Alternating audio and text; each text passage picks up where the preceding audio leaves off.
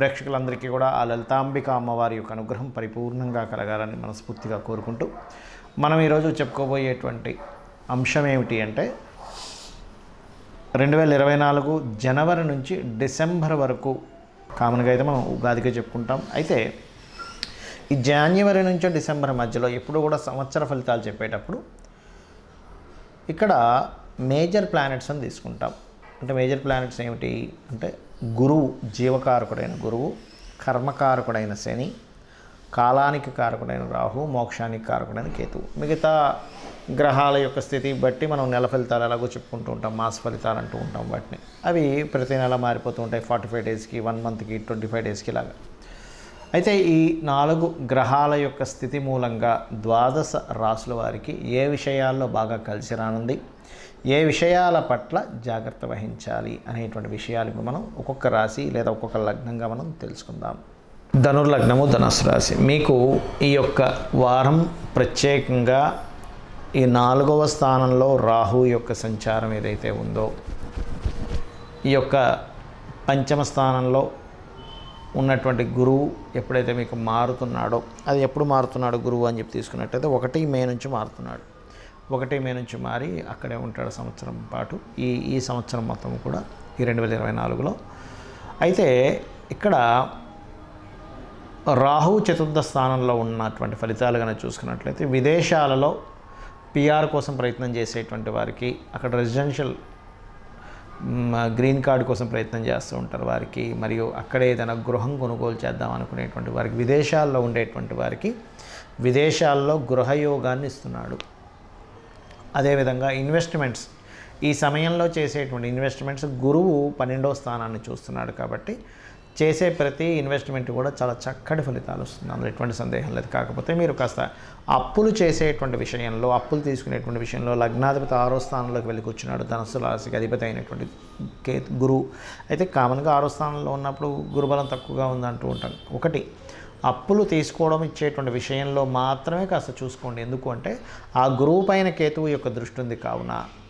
మరియు మరొక విషయం ఏంటంటే ఇక్కడ చేస్తున్నటువంటి ఉద్యోగంలో మానేయాలని, మారిపోవాలని ఒక వైరాగ్యంతో ఉండడము, ఇటువంటి ఫలితాలు ఎక్కువగా ఈ యొక్క గురువు ఇస్తూ ఉంటాడు. అదేవిధంగా కొంతమంది చూడండి, రెగ్యులర్గా జిమ్కి వెళ్ళే వాళ్ళు కావచ్చు, ఎక్సర్సైజ్ చేసేటువంటి వారు కావచ్చు, తెలియని ఒక వైరాగ్యం, తెలియని కొంత డిస్కంటిన్యూ జరుగుతూ ఉంటుంది. ఎందుకంటే దశమ స్థానంలో ఎప్పుడైతే కేతు ఉన్నాడో, దశమం అంటే శక్తిని నిరూపించుకోవడం, శక్తిని పెంచుకోవడంగా చెప్తూ ఉంటుంది. అది ఉద్యోగరీత్యా కావచ్చు, వ్యాపారరీత్యా కావచ్చు, ఏదైనా కానీ శక్తి పెరగడం అనేటువంటిది. ఈ వైరాగ్య ధోరణిలో ఏదైతే మనకి ఈ యొక్క వృత్తి సంబంధించిన, వ్యాపార సంబంధించిన మీ యొక్క పవర్ని పెంచుకునేటువంటి విషయంలో తెలియని వైరాగ్యం ఒక్కోసారి వస్తున్నప్పుడు మీరు గణపతిని ఆరాధించడం ద్వారా దాన్ని పోగొట్టుకోవచ్చు. కాకపోతే విదేశాలకు వెళ్ళి అక్కడ చదువుకునేటువంటి విషయాల్లో కొన్ని ఫారిన్ కంట్రీస్కి వెళ్ళి మనం విద్యా సంబంధించిన చేస్తూ ఉంటారు, అటువంటి వాటికి మాత్రం చాలా అనుకూలంగా ఉంది. ఇక శని భగవానుడు 3వ స్థానం అనేటువంటి సర్వసాధారణంగా 3, 6, 10, 11 స్థానాలు మంచిగా చెప్తూ ఉంటారు. అయితే దీనివల్ల కాస్త ఏదైనా వివాహ సంబంధాల ప్రయత్నాలు సక్సెస్ అవ్వడము అనేటువంటిది ముఖ్యంగా మీకు జూన్ 30 వరకు అనుకూలత ఉంది. జూన్ 30 తర్వాత కాస్త అనుకూలత తగ్గుతుంది. కాబట్టి జూన్ 30 వరకు మీరు చేసేటువంటి ఈ సంవత్సరం 2024 సంవత్సరంలో చేసేటువంటి వివాహ ప్రయత్నాలు కానివ్వండి, కొత్తగా పార్ట్నర్స్ని మీ యొక్క లైఫ్లోకి తీసుకునేటువంటి విషయాలు కావచ్చు, అది బిజినెస్ పార్ట్నర్ కానివ్వండి, అదేవిధంగా జీవిత భాగస్వామి కానివ్వండి, మీకు అనుకూలమైనటువంటి స్థితి ఇస్తుంది. అయితే ఇక్కడ ఈ ధనస్సు నుంచి 7వ స్థానం డ్యూయల్ సైన్ అవుతుంది.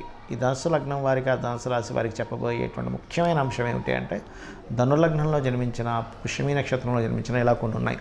అలా ముఖ్యంగా ధనుర్లగ్నంలో జన్మించినటువంటి వారు మీ యొక్క జన్మజాతకంలో ఏదైనా 2 వివాహాల యోగం ఉందా, లేదా శుక్రమహర్దశ నడుస్తుందేమో చూసుకోండి. అలా కనుక నడుస్తున్నట్లయితే మీరు ఖచ్చితంగా అర్క వివాహం చేసుకునే వివాహం జోలికి వెళ్ళండి. ఇక మీరు చేయవలసిన దేవతారాధన ముఖ్యంగా గణపతి ఆలయాలకు వెళ్ళడము, మరియు అమ్మవారి ఆలయాలకు వెళ్ళడము, మినుములు, ఉలవలు దానంగా ఇవ్వడం చేయండి, అన్ని విధాలు బాగుంటుంది. మనం ఈ సంవత్సర ఫలితాలు కానివ్వండి, మాస ఫలితాలు కానివ్వండి, వార ఫలితాలు కానివ్వండి, ఏ ఫలితాలైనా గుర్తుపెట్టుకోండి. దీనికంటే అతి ముఖ్యంగా మీరు తెలుసుకోవాల్సినటువంటిది మీ యొక్క జన్మజాతక ఫలితాలు. మీ జన్మజాతకము ఎలా నిర్మితం అవుతుంది అంటే మీరు జన్మించినప్పుడు ఉన్నటువంటి తేదీ చాలా ముఖ్యం. అది చాలామంది ఏమంటుంటారంటే, ఏమంటే మా స్కూల్లో రాశారు పలానా తేదీ, అది ఓకేనా, లేకపోతే మా వాళ్ళు రఫ్గా ఒకటి రాశారు, అలా కాదు. మీరు పర్ఫెక్ట్గా మీరు ఏ రోజైతే పుట్టారో ఆ రోజున నక్షత్రము, అదేవిధంగా ఆ డేట్, మంత్ అంటే నెల, సంవత్సరం, తేదీ, నెల, సంవత్సరం, ఈ 3 కావాలి. Date, month, year. దీంతోపాటు మీరు పుట్టిన ప్రాంతం కూడా చాలా ముఖ్యం. ప్రాంతాన్ని బట్టి మీరు జన్మించినప్పుడు ఉన్న 12 లగ్నాల్లో ఏ లగ్నంలో జన్మించారు అని డిసైడ్ అవుతుంది. ప్రాంతం ఒకటి, సమయం ఒకటి. చాలామంది ఒక సమయానికి ఏ ప్రాంతమైనా ఒకటే వస్తుంది అనుకుంటారు. అలా రాదు. అక్షరాంశ రేఖాంశాలు మారిపోవడం ద్వారా లగ్నం మారిపోతుంది.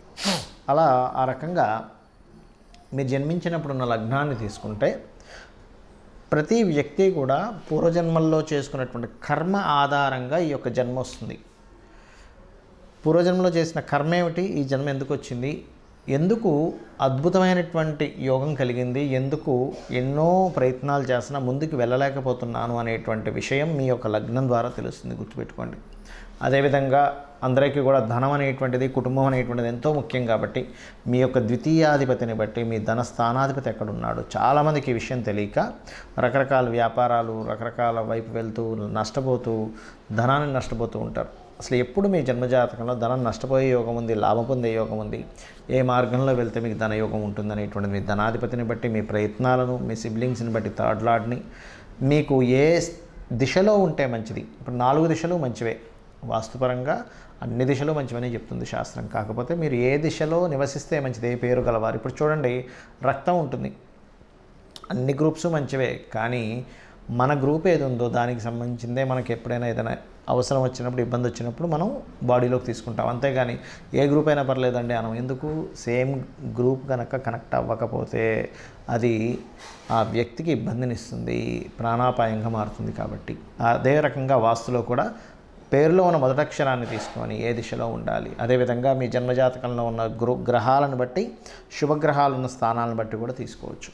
అదేవిధంగా మరొక విషయం ఏంటంటే సంతాన అభివృద్ధి కానివ్వండి, వివాహ సమయం కానివ్వండి, 3 నుంచి 5 సార్లు వస్తుంది ప్రతి వ్యక్తికి కూడా వివాహ సమయం అనేటువంటిది. ఆ 3 నుంచి 5 సార్లు ఎప్పుడు బాగుంది టైం, ఇప్పుడు బాగాలేదు చూసుకుని దాన్ని బట్టి వివాహం చేసుకోవడం ద్వారా కూడా బాగుంటుంది. దాంతోపాటు మీ యొక్క జన్మజాతకంలో ఏదైనా 2 వివాహాల యోగం ఉందా, లేనట్లయితే వివాహం ఆలస్యంగా ఉందా, ఏ సమయంలో చేసుకుంటే మంచిదని మీ జన్మజాతకంలో చూసుకుని ఆ పర్టికులర్ సమయాల్లో కనుక వెతుక్కుంటే మీ సమయము, ధనము, మనశ్శాంతి అన్నీ కూడా మీకు చేకూరుతుంది. అదేవిధంగా లైఫ్లో టర్నింగ్ పాయింట్స్ కావచ్చు, బిజినెస్ చేయాలా, లేనట్లయితే వృత్తిరీత్యా ఇక్కడుంటే మంచిదా, విదేశాలకు వెళ్తే మంచిదా, ఇన్వెస్ట్మెంట్స్ ఎప్పుడు చేయాలి, మీరు సక్సెస్ రేట్ రాకపోవడానికి గల కారణం ఏమిటి, అదేవిధంగా కొన్నిసార్లు మనకు లక్కీ నెంబర్స్, లక్కీ కలర్స్ ఇలా ఉంటాయి. ఆ యొక్క విషయాల్లో ఏ నెంబర్స్ని, ఏ కలర్స్ని ఎంచుకుంటే మంచిది అనేటువంటి అనేకమైనటువంటి విషయాలు మీ జన్మజాతకంలో ఉంటాయి. అందుకే ముఖ్యంగా మనం మన జన్మజాతకాన్ని చూసుకోవాలి. మరి ఇక్కడ సందేహం ఏంటంటే అందరికీ కూడా మరి జన్మజాతకం చూసుకునేలాగైతే ఈ గోచార ఫలితాలు మనం ఎందుకు చెప్పుకుంటున్నాము ప్రతిసారి. ప్రతి వ్యక్తి కూడా ఎంతో టాలెంటెడ్, అందులో ఎటువంటి సందేహం లేదు. ఒక్కొక్కరికి ఒక్కొక్క డిఫరెంట్ టాలెంట్ ఉంటుంది. ఆ టాలెంట్తోనే ఆ వ్యక్తి పైకి వస్తాడు. దాని పరంగా అతను ప్రణాళిక వేసుకుంటాడు, కష్టపడుతూ ఉంటాడు, ఎంతో పోరాడుతూ ఉంటాడు లైఫ్లో. కానీ ఒక్కొక్కసారి ఎంత ప్రయత్నించినా కొన్ని పనులు అవ్వవు. ఎందుకు అవ్వవు అంటే మీ ప్రయత్నము, మీ యొక్క ఆలోచన విధానం ఎంత యూనిక్గా ఎంత బాగున్నా కూడా బయట ఉండేటువంటి మార్కెట్, అంటే ఒక ప్రోడక్ట్ తీసాము, బయట దానికి మార్కెట్ లేదు. అప్పుడు ఏమిటి పరిస్థితి? లేదా ఒక దగ్గరికి వెళ్దాం అనుకున్నాం, కరెక్ట్ టైంకి వెళ్దాం అనుకుంటాం, కానీ మధ్యలో ట్రాఫిక్ జామ్ అయింది. ఆ 10 నిమిషాలు, 20 నిమిషాలు, అరగంట, గంట లేట్ అయిపోతుంది. ఎందుకు? మీ ప్రయత్నం మీరు కరెక్ట్గానే టైంకి బయలుదేరారుగా. ఎందుకు అంటే మధ్యలో ట్రాఫిక్ అనేది మిమ్మల్ని అడ్డగించింది, మార్కెట్ అనేటువంటిది మిమ్మల్ని అడ్డగించింది, లేదా ఒక వర్షం పడో మరొకటి మీరు ఆగవలసి వచ్చింది. అంటే ఏమిటి? బయట ఉండే మార్కెట్ అనాలిసిస్ కనుక మీకు తెలిస్తే ఈ సమయంలో ఉదయం 6 గంటలకైతే ట్రాఫిక్ ఉండదు, అదే 9 గంటలకైతే విపరీతమైన ట్రాఫిక్ ఉంటుంది, గంటలో వెళ్ళాల్సింది 2 గంటలు 3 గంటలు పట్టవచ్చు అనే మార్కెట్ అనాలిసిస్, అంటే బయట ఉండే పరిస్థితులు కనుక మీకు తెలిస్తే మీరు దాని తగ్గట్టుగా ప్లాన్ చేసుకుంటారు.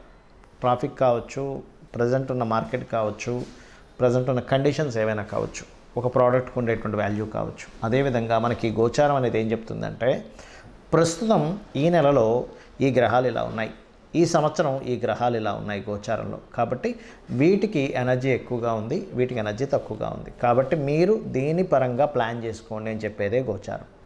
అప్పుడేంటి? మీ జన్మజాతకంలో ఉన్న యోగం ఏమిటి, మీ గోచారంలో ఉండేటువంటి గ్రహస్థితి ఏమిటి అనేటువంటి తెలుసుకుంటూ, మిళితం చేసుకుంటూ, ఇవన్నీ ఒక ఎత్తు అయితే శాస్త్రాల్లో చెప్తున్నటువంటి విషయం ఏమిటి అంటే అమ్మవారిని కానీ ఆ పరమేశ్వరుని కానీ విష్ణువుని కానీ దేవతా సంబంధించినటువంటి శక్తిని మీరు కనుక ఉపాసిస్తున్నట్లయితే, అమ్మా నాకు ఇవన్నీ తెలియవు, నీ యొక్క చరణాలు, నా పని నేను చేసుకుంటూ వెళ్ళిపోతుంటారు, నాకు ఈ జ్యోతిష్యమా వాస్తా లేకపోతే పరాలా పాపం చేశానా పుణ్యం చేశాను ఇవన్నీ కాదు, ఇక్కడి నుంచి నేను త్రికరణ శుద్ధితో నేను చేసే ప్రతి పనిలో నేను చూసుకుంటూ వెళ్తున్నాను అనుకుంటే అమ్మవారే మొత్తం చూసుకుంటుంది. కాబట్టి ఆ యొక్క అమ్మవారి యొక్క అనుగ్రహం మీకు పరిపూర్ణంగా కలగాలని మనస్ఫూర్తిగా కోరుకుంటూ శ్రీమాత్రే నమః.